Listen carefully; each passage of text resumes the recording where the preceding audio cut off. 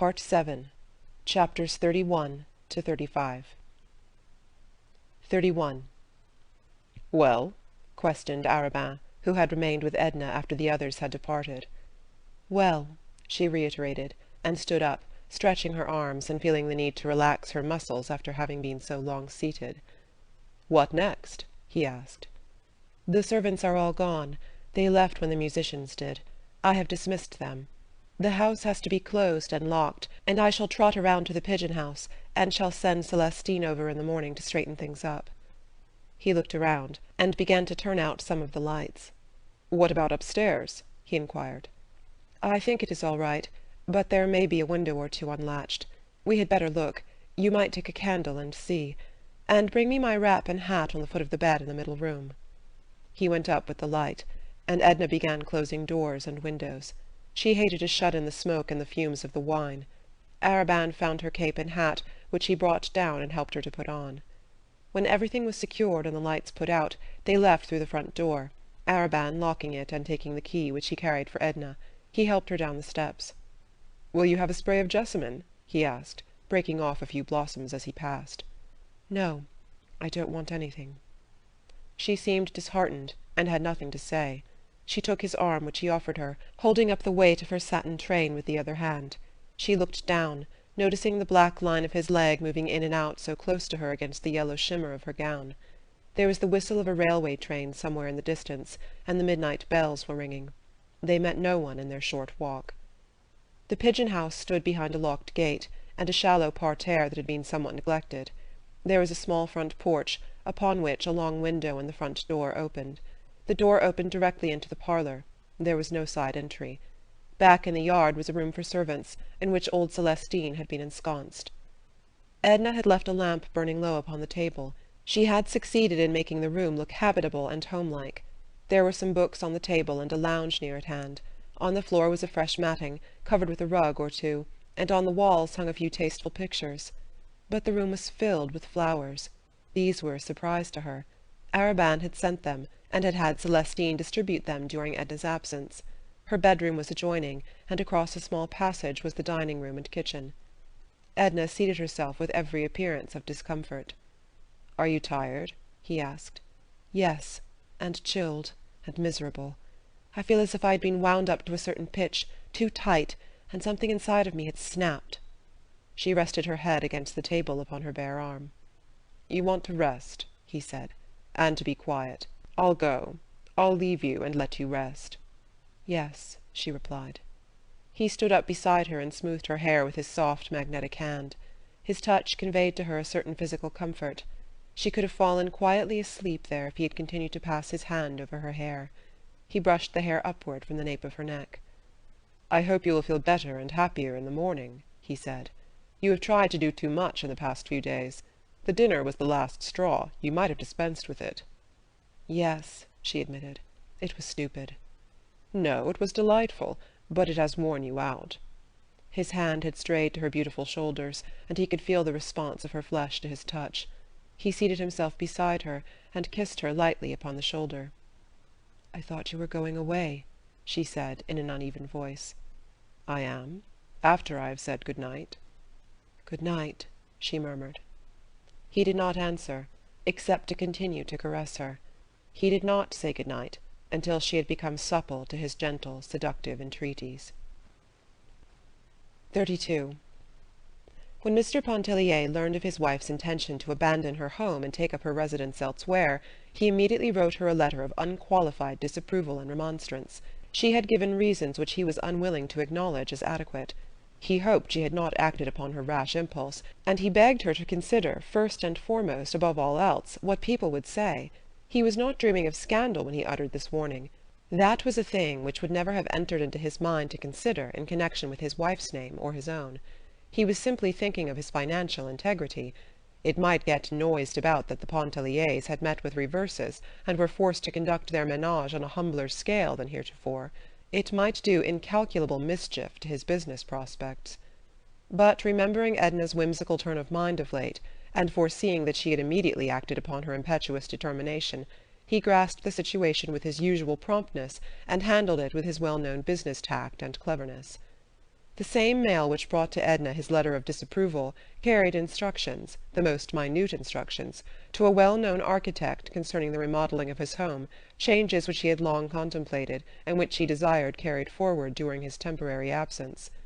Expert and reliable packers and movers were engaged to convey the furniture, carpets, pictures, everything movable, in short, to places of security, and in an incredibly short time the Pontellier house was turned over to the artisans. There was to be an addition, a small snuggery. There was to be frescoing, and hardwood flooring was to be put into such rooms as had not yet been subjected to this improvement.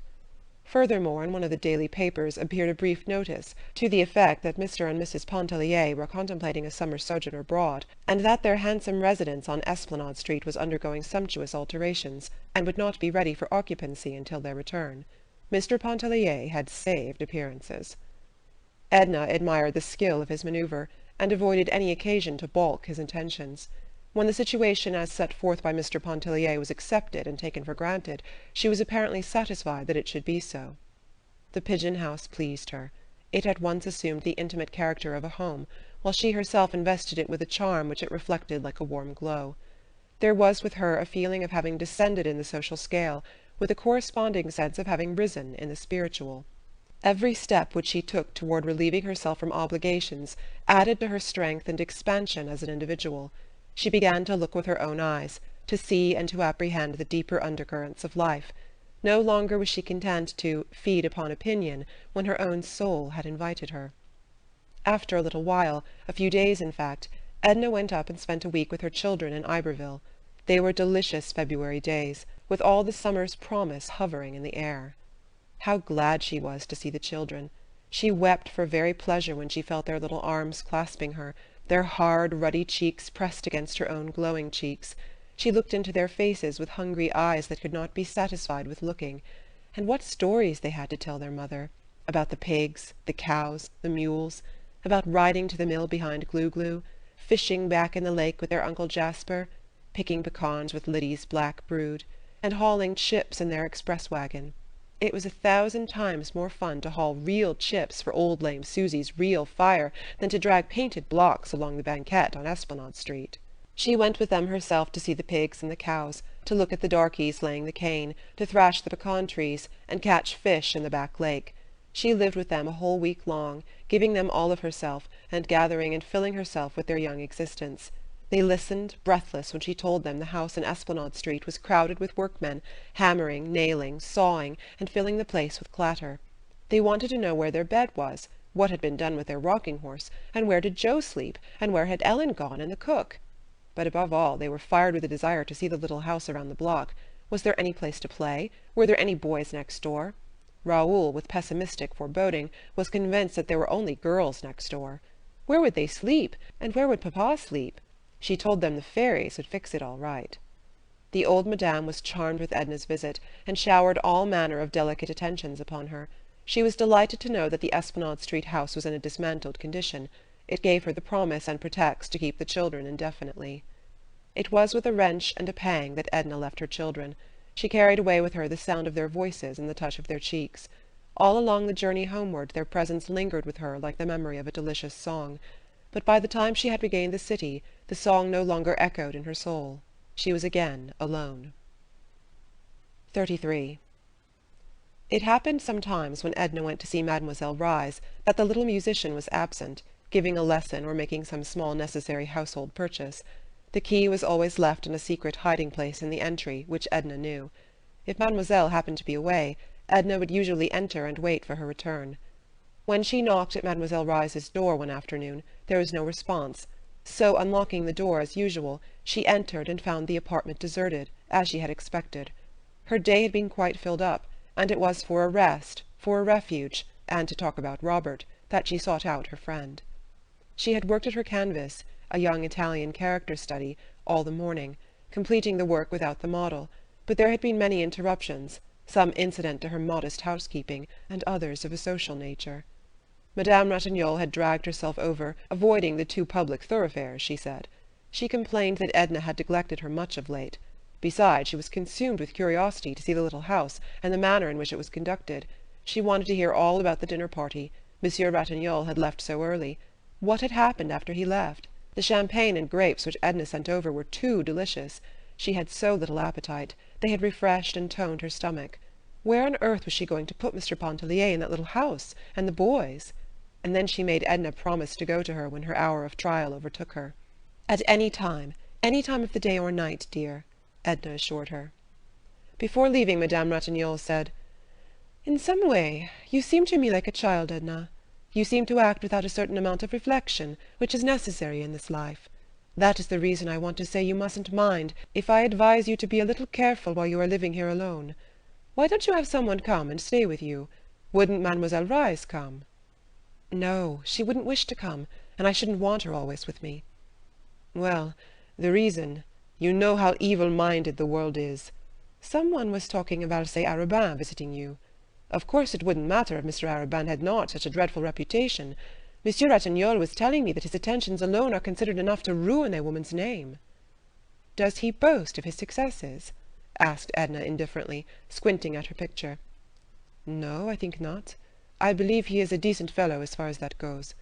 But his character is so well known among the men. I shan't be able to come back and see you. It was very, very imprudent today." "Mind the step," cried Edna. "Don't neglect me," entreated Madame Ratignolle. "And don't mind what I said about Arobin, or having someone to stay with you." "Of course not," Edna laughed. "You may say anything you like to me." They kissed each other good-bye. Madame Ratignolle had not far to go, and Edna stood on the porch a while watching her walk down the street. Then in the afternoon Mrs. Merriman and Mrs. Highcamp had made their party call. Edna felt that they might have dispensed with the formality. They had also come to invite her to play 21 one evening at Mrs. Merriman's. She was asked to go early, to dinner, and Mr. Merriman or Mr. Arobin would take her home. Edna accepted in a half-hearted way. She sometimes felt very tired of Mrs. Highcamp and Mrs. Merriman. Late in the afternoon she sought refuge with Mademoiselle Reisz, and stayed there alone, waiting for her, feeling a kind of repose invade her with the very atmosphere of the shabby, unpretentious little room. Edna sat at the window, which looked out over the housetops and across the river. The window frame was filled with pots of flowers, and she sat and picked the dry leaves from a rose geranium. The day was warm, and the breeze which blew from the river was very pleasant. She removed her hat and laid it on the piano. She went on picking the leaves and digging around the plants with her hat-pins. Once she thought she heard Mademoiselle Reisz approaching, but it was a young black girl, who came in bringing a small bundle of laundry, which she deposited in the adjoining room, and went away. Edna seated herself at the piano, and softly picked out with one hand the bars of a piece of music which lay open before her.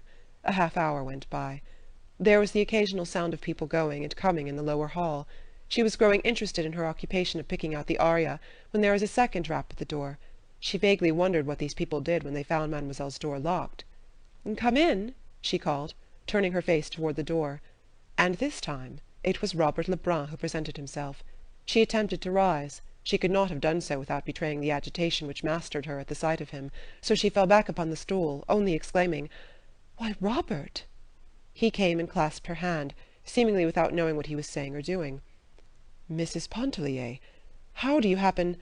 Oh, how well you look! Is Mademoiselle Reisz not here? I never expected to see you." "When did you come back?" asked Edna in an unsteady voice, wiping her face with her handkerchief. She seemed ill at ease on the piano-stool, and he begged her to take the chair by the window. She did so mechanically while he seated himself on the stool. "I returned day before yesterday," he answered, while he leaned his arm on the keys, bringing forth a crash of discordant sound. "Day before yesterday," she repeated aloud, and went on thinking to herself, "Day before yesterday," in a sort of uncomprehending way. She had pictured him seeking her at the very first hour, and he had lived under the same sky since day before yesterday, while only by accident had he stumbled upon her. Mademoiselle must have lied when she said, "Poor fool, he loves you." "Day before yesterday," she repeated, breaking off a spray of Mademoiselle's geranium. "Then if you had not met me here today you wouldn't... when... that is, didn't you mean to come and see me?"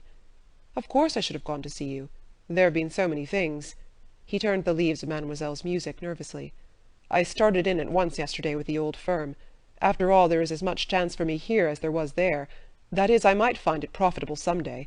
The Mexicans were not very congenial." So he had come back because the Mexicans were not congenial, because business was as profitable here as there, because of any reason, and not because he cared to be near her. She remembered the day she sat on the floor, turning the pages of his letter, seeking the reason which was left untold. She had not noticed how he looked, only feeling his presence, but she turned deliberately and observed him. After all, he had been absent but a few months, and was not changed. His hair, the colour of hers, waved back from his temples in the same way as before. His skin was not more burned than it had been at Grand-Isle. She found in his eyes, when he looked at her for one silent moment, the same tender caress, with an added warmth and entreaty which had not been there before, the same glance which had penetrated to the sleeping places of her soul and awakened them. 100 times Edna had pictured Robert's return, and imagined their first meeting. It was usually at her home, whither he had sought her out at once. She always fancied him expressing or betraying in some way his love for her. And here the reality was that they sat 10 feet apart, she at the window, crushing geranium leaves in her hand and smelling them, he twirling around on the piano-stool, saying, "I was very much surprised to hear of Mr. Pontellier's absence. It's a wonder Mademoiselle Reisz did not tell me. And you're moving. Mother told me yesterday. I should think you would have gone to New York with him, or to Iberville with the children, rather than be bothered here with housekeeping. And you are going abroad, too, I hear. We shan't have you at Grand-Isle next summer. It won't seem... Do you see much of Mademoiselle Reisz? She often spoke of you in the few letters she wrote." "Do you remember that you promised to write to me when you went away?" A flush overspread his whole face. "I couldn't believe that my letters would be of any interest to you." "That is an excuse. It isn't the truth." Edna reached for her hat on the piano. She adjusted it, sticking the hat-pin through the heavy coil of hair with some deliberation. "Are you not going to wait for Mademoiselle Reisz?" asked Robert. "No. I have found when she is absent this long, she is liable not to come back till late." She drew on her gloves, and Robert picked up his hat. "Won't you wait for her?" asked Edna. "Not if you think she will not be back till late," adding, as if suddenly aware of some discourtesy in his speech, "and I should miss the pleasure of walking home with you." Edna locked the door and put the key back in its hiding-place. They went together, picking their way across muddy streets and sidewalks encumbered with the cheap display of small tradesmen. Part of the distance they rode in the car, and after disembarking, passed the Pontellier mansion, which looked broken and half torn asunder. Robert had never known the house, and looked at it with interest. "I never knew you in your home," he remarked. "I am glad you did not." "Why?" She did not answer. They went on round the corner, and it seemed as if her dreams were coming true after all, when he followed her into the little house. "You must stay and dine with me, Robert. You see I am all alone, and it is so long since I have seen you. There is so much that I want to ask you." She took off her hat and gloves. He stood irresolute, making some excuse about his mother who expected him. He even muttered something about an engagement. She struck a match and lit the lamp on the table. It was growing dusk. When he saw her face in the lamplight, looking pained, with all the soft lines gone out of it, he threw his hat aside and seated himself. "Oh, you know I want to stay if you will let me," he exclaimed. All the softness came back. She laughed, and went and put her hand on his shoulder. "This is the first moment you have seemed like the old Robert. I'll go tell Celestine." She hurried away to tell Celestine to set an extra place. She even sent her off in search of some added delicacy which she had not thought of for herself, and she recommended great care in dripping the coffee and having the omelette done to a proper turn. When she re-entered, Robert was turning over magazines, sketches, and things that lay upon the table in great disorder. He picked up a photograph and exclaimed, "Alcée Arobin! What on earth is his picture doing here?" "I tried to make a sketch of his head one day," answered Edna, "and he thought the photograph might help me. It was at the other house. I thought it had been left there, and must have packed it up with my drawing materials." "I should think you would have given it back to him if you have finished with it." "Oh, I have a great many such photographs. I never think of returning them. They don't amount to anything." Robert kept on looking at the picture. "It seems to me... Do you think his head worth drawing? Is he a friend of Mr. Pontellier's? You never said you knew him." "He isn't a friend of Mr. Pontellier's. He's a friend of mine. I always knew him. That is, it is only of late that I know him pretty well. But I'd rather talk about you, and know what you have been seeing and doing and feeling out there in Mexico." Robert threw aside the picture. "I've been seeing the waves and the white beach of Grand-Isle, the quiet, grassy street of the Cheniere, the old fort at Grande-Terre. I've been working like a machine, and feeling like a lost soul. There was nothing interesting." She leaned her head upon her hand to shade her eyes from the light. "And what have you been seeing and doing and feeling all these days?" he asked. "I've been seeing the waves and the white beach of Grand-Isle, the quiet grassy street of the Cheniere Caminada. The old sunny fort at Grande Terre. I've been working with a little more comprehension than a machine, and still feeling like a lost soul. There was nothing interesting. Mrs. Pontellier, you are cruel, he said, with feeling, closing his eyes and resting his head back in his chair. They remained in silence till old Celestine announced dinner. 34. The dining-room was very small. Edna's round mahogany would have almost filled it. As it was, there was but a step or two from the little table to the kitchen, to the mantel, the small buffet, and the side door that opened out on the narrow brick-paved yard. A certain degree of ceremony settled upon them with the announcement of dinner. There was no return to personalities. Robert related incidents of his sojourn in Mexico, and Edna talked of events likely to interest him, which had occurred during his absence. The dinner was of ordinary quality, except for the few delicacies which she had sent out to purchase. Old Celestine, with a bandana tignon twisted about her head, hobbled in and out, taking a personal interest in everything, and she lingered occasionally to talk patois with Robert, whom she had known as a boy. He went out to a neighbouring cigar-stand to purchase cigarette papers, and when he came back he found that Celestine had served the black coffee in the parlour. "Perhaps I shouldn't have come back," he said. "When you are tired of me, tell me to go." "You never tire me. You must have forgotten the hours and hours at Grand Isle in which we grew accustomed to each other, and used to being together." "I have forgotten nothing at Grand Isle," he said, not looking at her, but rolling a cigarette. His tobacco pouch, which he laid upon the table, was a fantastic embroidered silk affair, evidently the handiwork of a woman. "You used to carry your tobacco in a rubber pouch," said Edna, picking up the pouch and examining the needlework. "Yes, it was lost." "Where did you buy this one? In Mexico?" "It was given to me by a Vera Cruz girl. They are very generous," he replied, striking a match and lighting his cigarette. "They are very handsome, I suppose, these Mexican women, very picturesque, with their black eyes and their lace scarfs." "Some are. Others are hideous, just as you'll find women everywhere." "What was she like, the one who gave you the pouch? You must have known her very well." "She was very ordinary. She wasn't of the slightest importance. I knew her well enough." "Did you visit her at her house? Was it interesting? I should like to know and hear about the people you met and the impressions they made on you." "There are some people who leave impressions not so lasting as the imprint of an oar upon the water." "Was she such a one?" "It would be ungenerous for me to admit that she was of that order and kind." He thrust the pouch back in his pocket, as if to put away the subject with the trifle which had brought it up. Arobin dropped in with a message from Mrs. Merriman to say that the card party was postponed on account of the illness of one of her children. "How do you do, Arobin?" said Robert, rising from the obscurity. "Oh, Lebrun. To be sure. I heard yesterday you were back. How did they treat you down in Mexique?" "Fairly well." "But not well enough to keep you there. Stunning girls, though, in Mexico. I thought I should never get away from Vera Cruz when I was down there a couple of years ago." "Did they embroider slippers and tobacco pouches and hat bands and things for you?" asked Edna. "Oh, my, no. I didn't get so deep in their regard. I fear they made more impression on me than I made on them." "You were less fortunate than Robert, then." "I am always less fortunate than Robert. Has he been imparting tender confidences?" "I've been imposing myself long enough," said Robert, rising and shaking hands with Edna. "Please convey my regards to Mr. Pontellier when you write." He shook hands with Arobin and went away. "Fine fellow, that Lebrun," said Arobin when Robert had gone. "I never heard you speak of him." "I knew him last summer at Grand Isle," she replied. "Here is that photograph of yours. Don't you want it?" "What do I want with it? Throw it away." She threw it back on the table. "I'm not going to Mrs. Merriman's," she said. "If you see her, tell her so. But perhaps I had better write. I think I shall write now and say that I am sorry her child is sick, and tell her not to count on me." "It would be a good scheme," acquiesced Arobin. "I don't blame you. Stupid lot." Edna opened the blotter, and having procured paper and pen, began to write the note. Arobin lit a cigar and read the evening paper, which he had in his pocket. "What is the date?" she asked.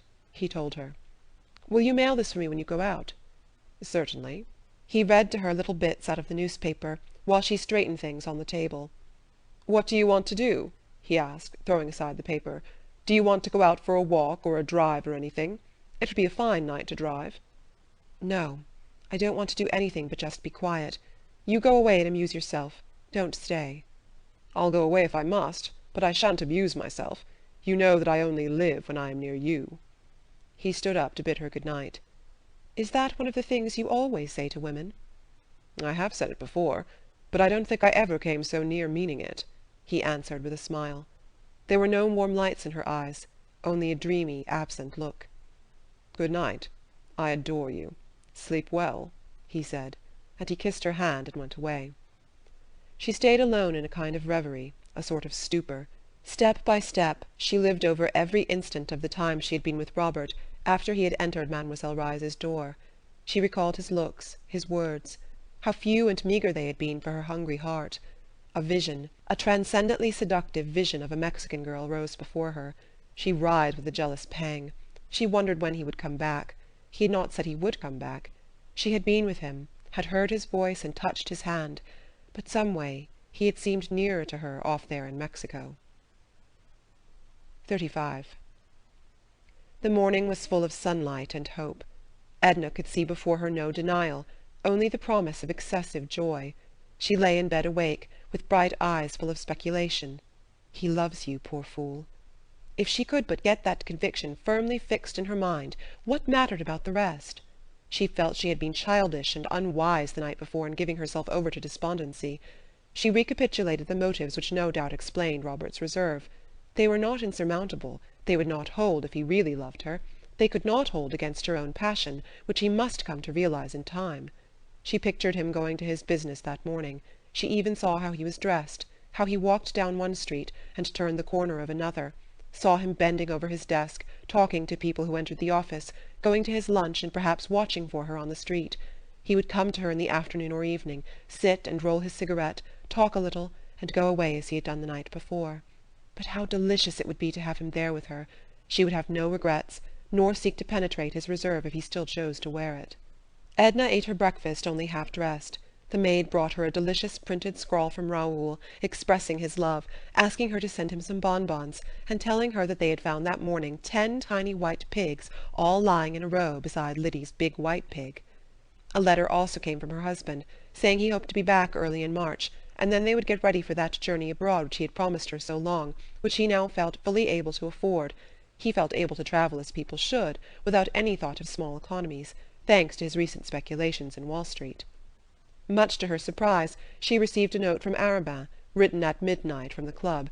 It was to say good morning to her, to hope she had slept well, to assure her of his devotion, which he trusted she in some faintest manner returned. All these letters were pleasing to her. She answered the children in a cheerful frame of mind, promising them bonbons, and congratulating them upon their happy find of the little pigs. She answered her husband with friendly evasiveness, not with any fixed design to mislead him, only because all sense of reality had gone out of her life. She had abandoned herself to fate, and awaited the consequences with indifference. To Arobin's note she made no reply. She put it under Celestine's stove-lid. Edna worked several hours with much spirit. She saw no one but a picture dealer, who asked her if it were true that she was going abroad to study in Paris. She said possibly she might, and he negotiated with her for some Parisian studies, to reach him in time for the holiday trade in December. Robert did not come that day. She was keenly disappointed. He did not come the following day, nor the next. Each morning she awoke with hope, and each night she was a prey to despondency. She was tempted to seek him out, but far from yielding to the impulse, she avoided any occasion which might throw her in his way. She did not go to Mademoiselle Reisz's, nor pass by Madame Lebrun's, as she might have done if he had still been in Mexico. When Arobin one night urged her to drive with him, she went, out to the lake on the Shell Road. His horses were full of mettle, and even a little unmanageable. She liked the rapid gait at which they spun along, and the quick, sharp sound of the horses' hoofs on the hard road. They did not stop anywhere to eat or drink. Arobin was not needlessly imprudent, but they ate and drank when they regained Edna's little dining-room, which was comparatively early in the evening. It was late when he left her. It was getting to be more than a passing whim with Arobin to see her and be with her. He had detected the latent sensuality, which unfolded under his delicate sense of her nature's requirements, like a torpid, torrid, sensitive blossom. There was no despondency when she fell asleep that night, nor was there hope when she awoke in the morning.